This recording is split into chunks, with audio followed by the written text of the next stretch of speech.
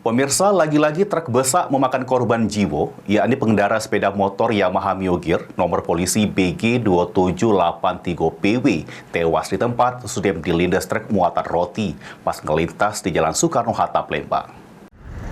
Baru terjadi kecelakaan, ya Allah. Kecelakaan yang merenggut korban jiwa pada lagi terjadi. Kali ini terjadi di Jalan Soekarno-Hatta, Palembang, tepatnya di Jabo SPBU Romi Herton, yang akibat ke siko petino pengendara sepeda motor Mio Gear BG2783PW tewas di tempat. Dari pantauan di lapangan, terselik mayat korban sudah ditaruh di pojok mobil bak unit laka lantas Polrestabes Palembang. Sedangkan anggota kepolisian masih melakukan olah tempat kejadian perkara atau TKP. Kanit Gakum Satlantas Polrestabes Palembang Ibtu Arham Sikaku mengungkapkan peristiwa tersebut terjadi sekira jam 4 sore bermula pas pengendara sepeda motor nak ndului truk warna hijau nomor polisi BE8191 AOC dari sebelah kiri.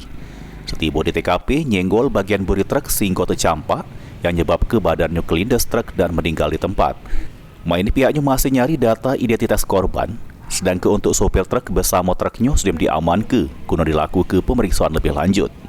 Benar terjadi di Jalan Soekarno-Hatta di depan SPBU Hamilton antara sepeda motor dengan mobil truk yang datang dari arah Macan Lindungan 1 mengarah ke Simbang Palem.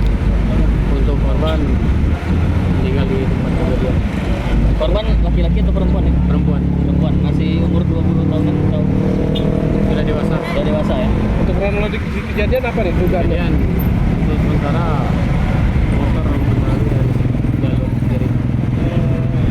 Motor tidak mendalui dari jalur kiri ini, tersenggol bagian belakang.